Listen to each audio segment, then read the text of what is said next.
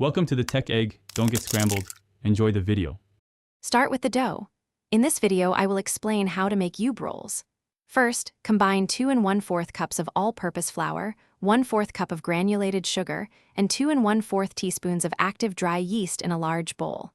Next, add 3/4 cup of warm milk, 1 teaspoon of cube extract, and 4 tablespoons of melted unsalted butter.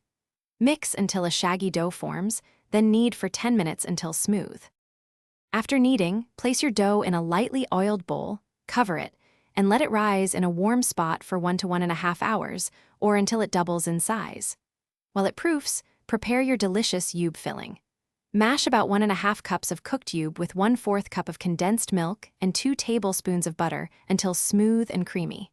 This vibrant filling is key to our rolls. Once your dough has doubled, gently punch it down and roll it out on a lightly floured surface into a rectangle, roughly 12 by 16 inches. Evenly spread your cube filling over the entire surface, leaving a small border on one long edge.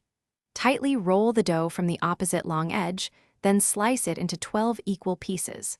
Place them in a baking dish and let them rise for another 30 to 45 minutes.